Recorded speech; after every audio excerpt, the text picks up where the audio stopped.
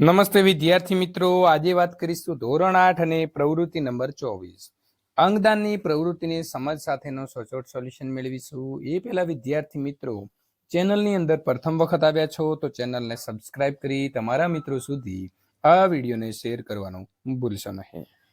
વિદ્યાર્થી મિત્રો, માણસના મૃત્યુ પછી તે શરીરને અગ્નિદાહ આપવામાં આવે છે અથવા તો તેને જમીનની અંદર દફનાવવામાં આવે છે. આમ દરેક વ્યક્તિના અંતિમ સંસ્કાર અલગ અલગ રીત રિવાજ મુજબ કરવામાં આવે છે. હવે તમે ક્યાંય સમાચાર વાંચ્યા હશે કે ટીવીમાં જોયું પણ હશે કે વ્યક્તિના મૃત્યુ પછી તેમના અંગોનું દાન કરવામાં આવે છે. મૃત્યુના થોડા સમયની અંદર કરેલા અંગદાન અન્ય વ્યક્તિની નવી જિંદગી આપે છે અને તમારા કુટુંબ, ફળિયા અથવા ગામમાં કોઈ વ્યક્તિના મૃત્યુ બાદ તેમના અંગોનું દાન કરવામાં આવેલ છે તેની માહિતી મેળવો. નજીકના દવાખાનામાં જઈ અંગદાન કરવાની પ્રક્રિયા કઈ છે તે જાણો અને નોંધો અને અન્યને પણ આ માહિતી તમે આપો. તો અંગદાનની ઈચ્છા ધરાવનાર વ્યક્તિએ પોતાના ઘરના સભ્યોને અગાઉથી જાણ કરવી જોઈએ. એનું કારણ એ હોય છે કે જ્યારે પણ ભવિષ્યમાં વ્યક્તિનું બ્રેઇન ડેડ થાય તો તેના અવયવો સરળતાથી મળી શકે, જેનાથી અન્ય દર્દીને લાભ પણ થાય છે. વ્યક્તિએ પોતાના સૌથી નજીકના કુટુંબીજનોને એક અગત્યના ફોર્મ દસ્તાવેજ ઉપર સહી કરવાની હોય છે, જેથી કોઈ સંજોગોમાં અકસ્માતે મગજને ઈજા પહોંચે અને તમે બ્રેઇન ડેડ થાઓ તો તમારા સંકલ્પ પ્રમાણે અંગદાનમાં લઈ શકાય.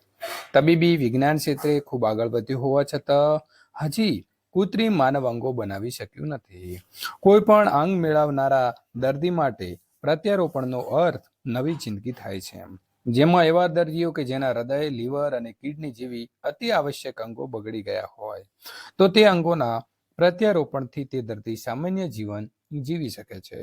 વિશ્વની અંદર અમેરિકા અને ચીન પછી અંગદાનમાં ભારત ત્રીજા સ્થાને છે.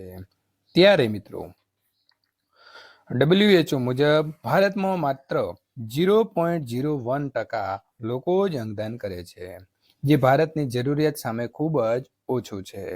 લોકોની અંદર જાગૃતિનો અભાવ, ડર, અંધશ્રદ્ધા, નિરક્ષરતાના કારણે પશ્ચિમી દેશો કરતા ભારતમાં અંગદાનનું પ્રમાણ ખૂબ ઓછું છે. હાથી જીવતો લાખનો અને મર્યા પછી 1.25 લાખનો, આ કહેવત તો તમે મિત્રો સાંભળી હશે. તો હાથીની કિંમતી દાંતના કારણે પડી હોવાનું મનાય છે, પરંતુ માણસ તો હાથી કરતા પણ અનેક અમૂલ્ય અંગો ધરાવે છે. જો માણસ ધારે તો પોતાના મૃત શરીરમાં રહેલા અંગોના દાનથી એક સાથે 7 વ્યક્તિઓના બુઝાઈ રહેલા દીપકને પુનઃ ઝગમગતો કરી શકે છે. આજે તબીબી વિજ્ઞાન ક્ષેત્રે ખૂબ આગળ વધ્યું હોવા છતાં હજી કૃત્રિમ માનવ અંગો બનાવી શક્યો નથી. કોઈ પણ અંગ મેળવનાર જે વ્યક્તિ છે તે દર્દી માટે પ્રત્યારોપણનો અર્થ જે છે તે મિત્રો એ વ્યક્તિનું જે બગડી ગયેલું છે એનું લીવર છે એ પણ તે બદલી શકે છે.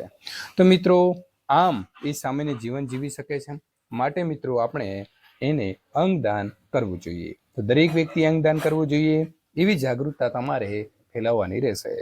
ત્યાર પછી પ્રોજેક્ટ પ્રવૃત્તિ નંબર 25 અંધશ્રદ્ધા નિવારણ માટેનું જો મિત્રો સોલ્યુશન મેળવવા માંગો છો તો ખાસ તમારે ચેનલને સબસ્ક્રાઇબ કરવાની રહેશે.